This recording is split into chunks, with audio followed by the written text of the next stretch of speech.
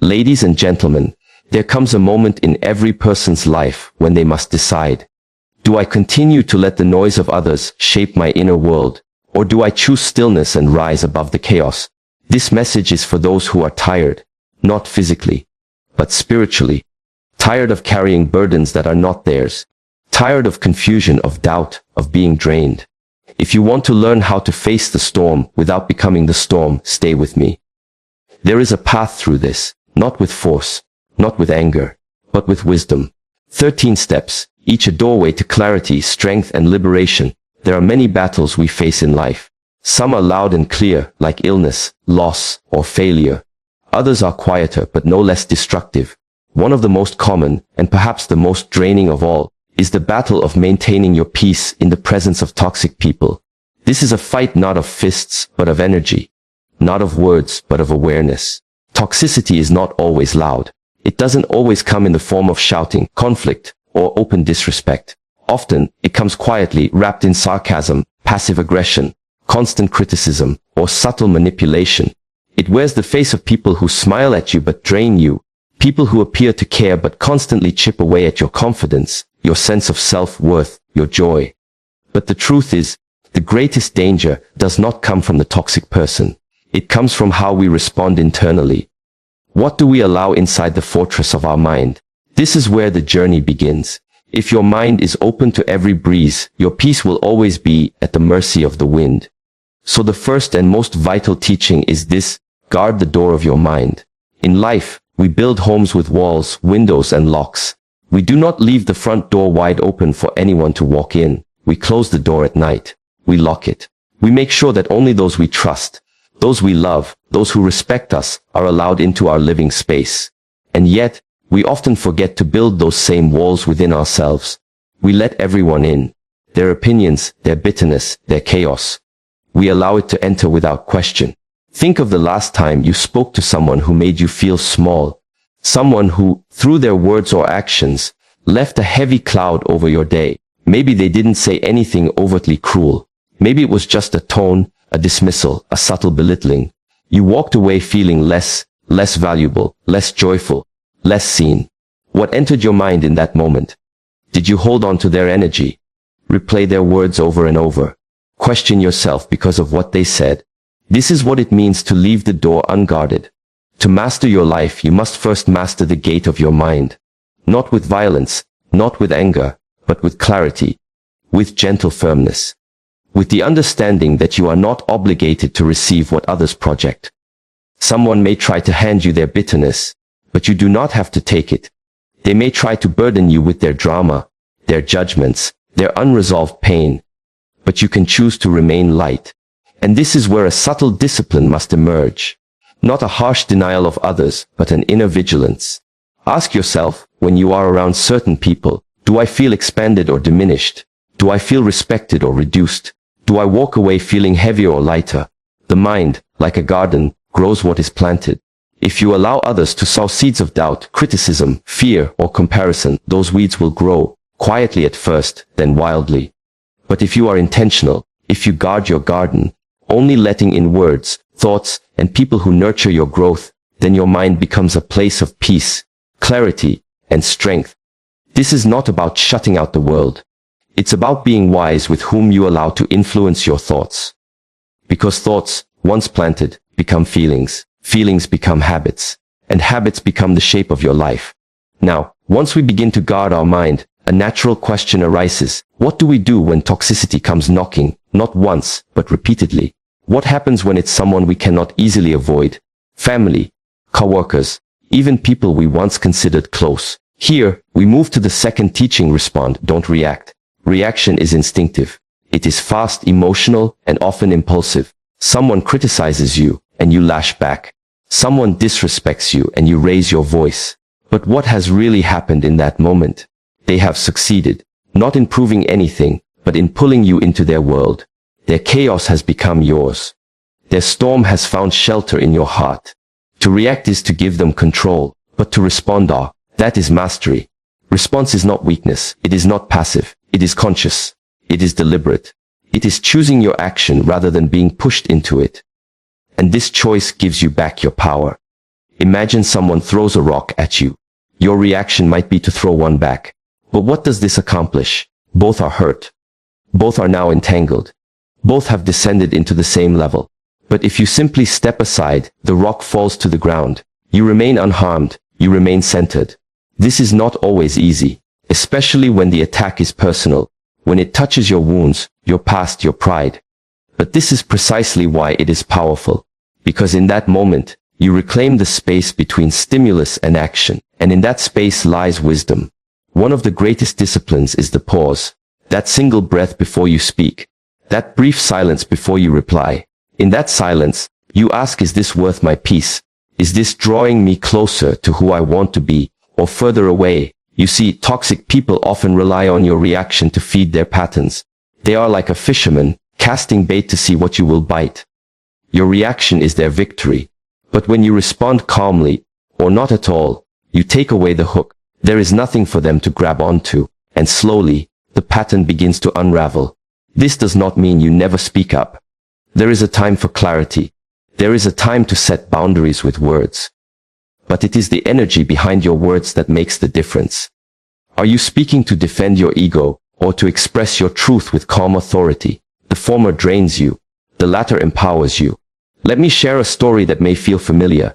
An elderly woman, wise and graceful, once told me about a time in her life when a friend, someone she had known for years, began to treat her with coldness, gossiping behind her back, sowing doubt among mutual friends. The woman was hurt deeply. But instead of confronting her friend in anger, she sat with herself. She observed the pain, acknowledged it, and waited. A week passed. Then two. Finally, the friend reached out, surprised by the silence. She expected a confrontation. Instead, the woman simply said, I value peace more than the need to be right. And in your silence, I heard everything I needed to hear. That single sentence changed the dynamic entirely, not because it was clever, but because it was calm, it was true. It was not a reaction, it was a response born from clarity. The older we grow, the more we realize that our energy is limited. Not just physical energy, but emotional, mental, and spiritual. And so, we begin to make choices not based on pride, but on preservation. Not every invitation to conflict deserves an RSVP. Think of your peace like a candle. Every time you react in anger, in defense, in ego, a little of that flame burns away. But when you respond with awareness, when you pause and act from wisdom, that flame stays strong. It lights the way, not just for you, but for others watching, learning, hoping to do the same. There is a beautiful paradox here. The less you react, the more power you have. Because in stillness, you see clearly. You are no longer operating from fear, from hurt, from past wounds. You are grounded in the present. And from that place, even the most toxic behavior loses its grip on you. It's not that people stop being toxic. It's that you stop being available for their toxicity.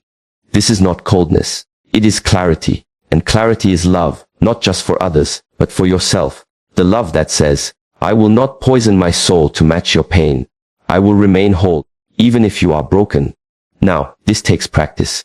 Especially for those who are used to peacekeeping, pleasing, or being overly responsible for others' emotions. But slowly, with each moment of awareness, the practice becomes the path. You begin to see toxicity not as a personal attack, but as an invitation to rise, to observe, to stay rooted. You realize that you don't need to defend yourself to someone who is committed to misunderstanding you. You don't need to engage every comment, every look, every accusation, because not all conflict deserves your presence, and not all people are ready for your truth.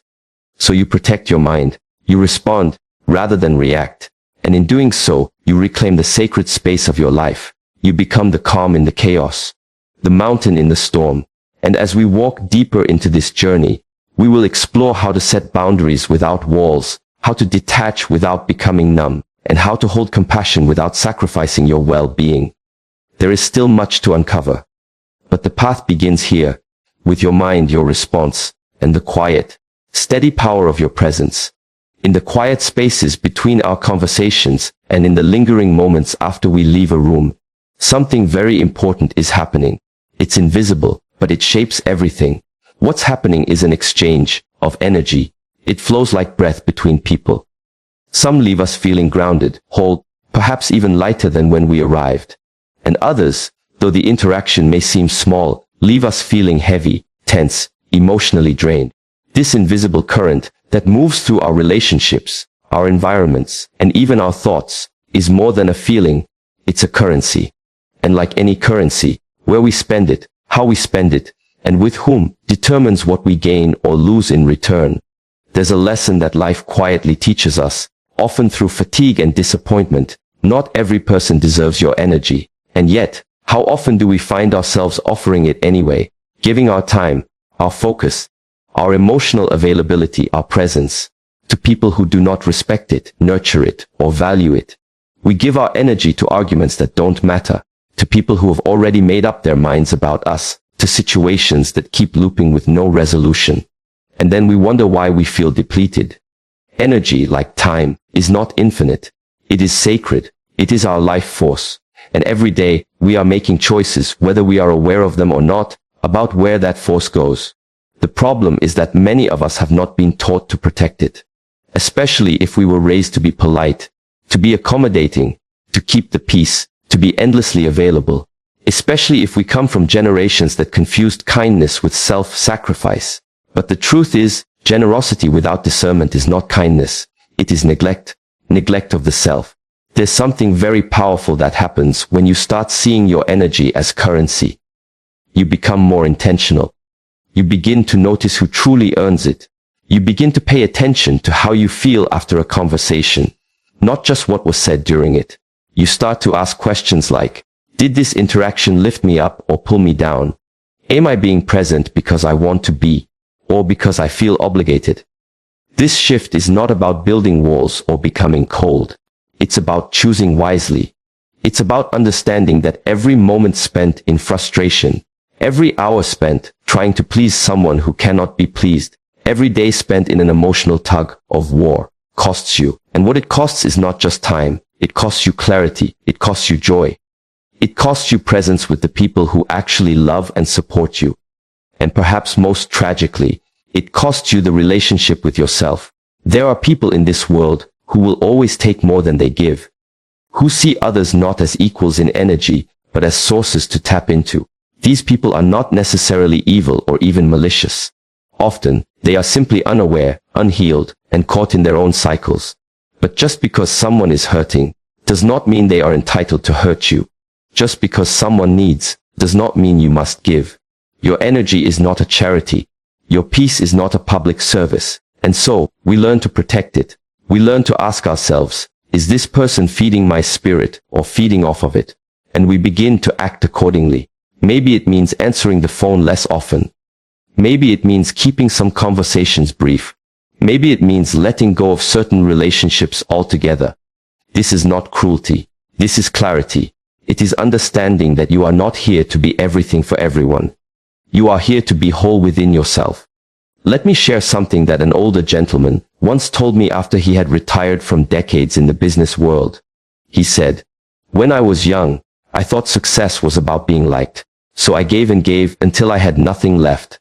People took my time, my trust, my patience. I never said no. I thought I was being strong. But now I see. Strength is not giving endlessly. It's knowing when to stop." That wisdom didn't come from a book. It came from a life lived, from mistakes made, from lessons earned. Many people, especially as they get older, begin to feel the weight of all the energy they've given away without return. They feel used, forgotten, taken for granted. But it is never too late to change. It is never too late to reclaim your energy and invest it where it truly matters. Into people who honor it, into practices that restore it, and into yourself. Part of this restoration, though, involves letting go of the idea that you can, or should, fix everyone. That's the next piece of wisdom that is difficult for many, especially for those with big hearts and a lifetime of caregiving behind them. There's this instinct to want to help, to want to heal, to want to rescue people from themselves. And sometimes that instinct comes from a beautiful place. But sometimes it comes from our own need to feel worthy, needed, or in control. The challenge is that not everyone wants to be helped. And more importantly, not everyone is ready. You can pour endless energy into someone who isn't willing to look at their own reflection. And all it will do is exhaust you. Helping someone who refuses to help themselves is like planting seeds in barren soil. No matter how pure your intention, nothing will grow there. And in the process, you may lose parts of yourself trying. It takes deep humility to accept that we cannot fix people. It takes wisdom to see the difference between compassion and responsibility. You can love someone and still step back. You can care and still say no. You can be present and still refuse to carry what is not yours. Let me offer you this picture. Imagine you are standing on a cliff and someone below is calling for help. You lean over, reach down, try to pull them up.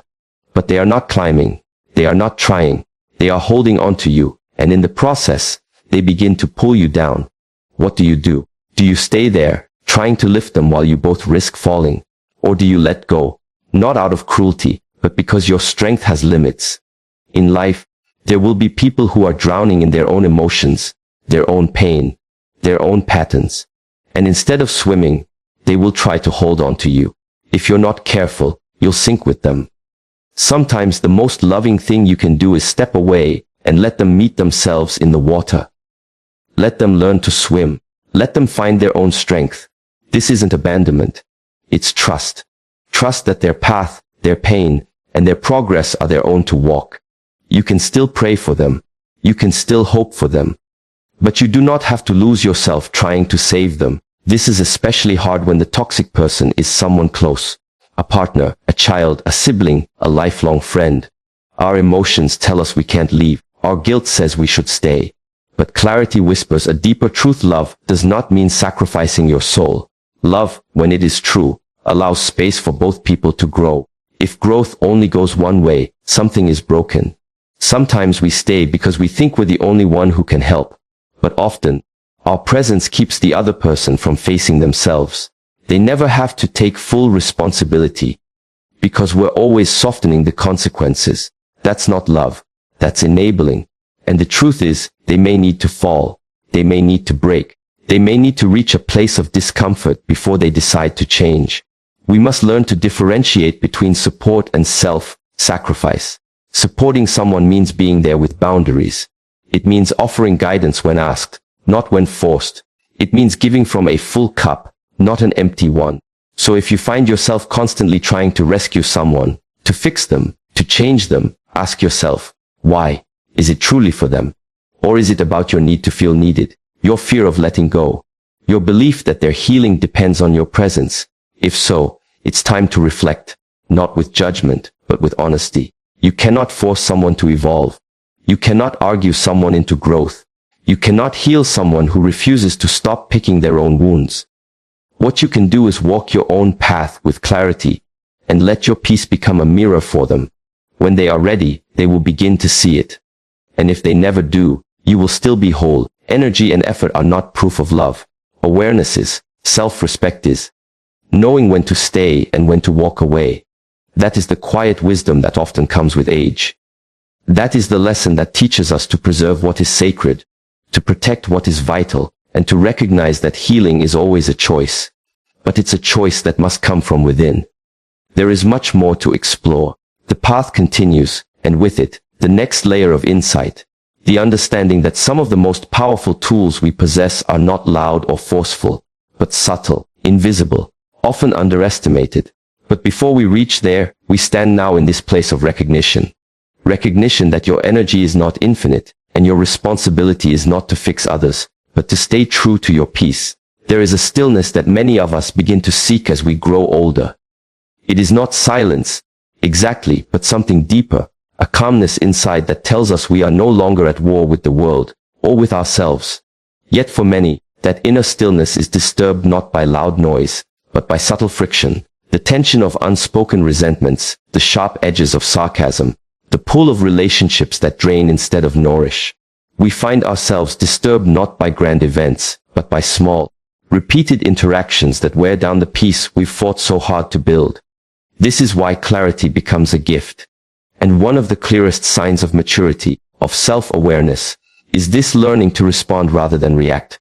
It sounds simple, but it is a discipline, a practice that can take a lifetime to refine. In a world full of noise, full of triggers and expectations and emotional landmines, to choose your response is to reclaim your power.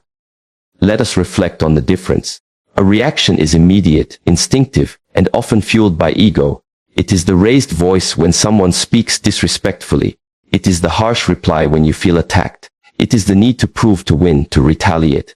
But a response comes from a deeper place. A response pauses. A response breathes. A response considers not just the moment, but the long path beyond it.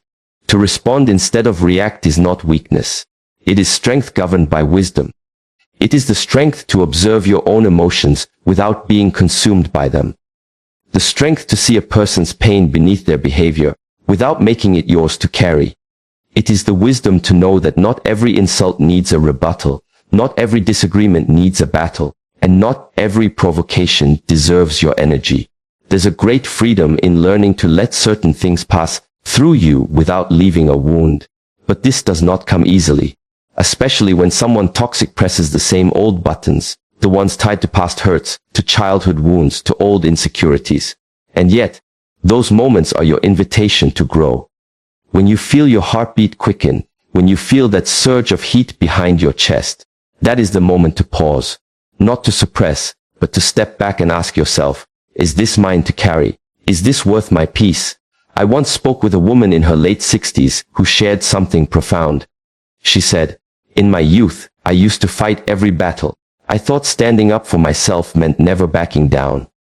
But now, I've learned that peace is not won through conflict.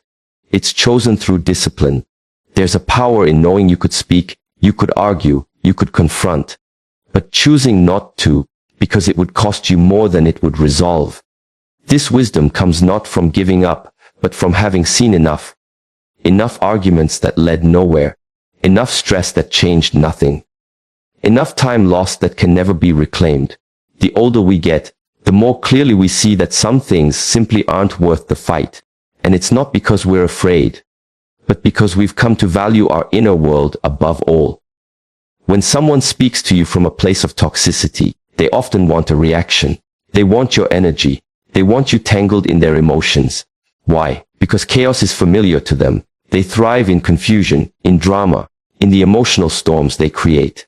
And if you engage, if you match their tone, their volume, their bitterness, you are pulled into their reality. But if you pause, if you remain calm, if you respond with clarity or choose not to respond at all, you remove their control over your emotions. You keep your center. And this, more than any argument, protects your peace. Think of it like standing on a bridge. The toxic person may be shouting from the river below, trying to lure you down, to drag you into the current of their dysfunction. But you have a choice. You can climb down and get soaked in the mud, or you can stay on the bridge. Watch, breathe, let the noise echo without stepping into it. It is not your river. You do not have to drown to prove anything. This is where the next deep practice enters. It is not only about responding wisely, but also about creating space. Space in your mind, space in your environment, space in your life for what actually nourishes you. Creating space is not about isolation. It is about invitation, inviting peace, clarity, and intention into your life. Many people live crowded lives, not because of too many appointments, but because of too many attachments. Too many emotional ties to people who bring confusion, guilt, resentment. Too many unspoken expectations. Too much noise in the form of constant comparison, judgment, or conflict. In that crowd, the self is easily lost. Creating space means choosing simplicity over complexity. It means understanding that you don't need to explain yourself to everyone. You don't need to justify your boundaries. You don't need to carry guilt for protecting your own peace. It's the quiet decision to keep your circle small, your mind clear, and your heart uncluttered. One of the most courageous acts of self-respect is removing yourself from conversations, environments, and relationships that feel heavy to your spirit. It takes strength to walk away not in anger, but in clarity. To say, this energy is not for me. This chaos is not my home. And creating space doesn't always mean physical distance. Sometimes it's about emotional distance. It's about choosing what you let in. When a toxic person criticizes you, do you take their words as truth? Or do you pause and ask, is this a reflection of me?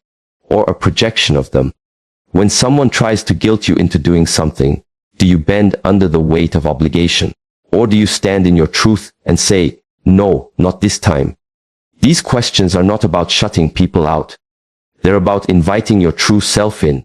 Inviting in the part of you that knows what peace feels like. The part of you that is tired of explaining, tired of overgiving, tired of shrinking to fit someone else's comfort. That part of you deserves room to breathe. And often, creating that room means facing discomfort. The discomfort of change. The discomfort of someone else's disapproval. The discomfort of loneliness before true connection replaces it. But beneath that discomfort is freedom. The freedom to choose your company.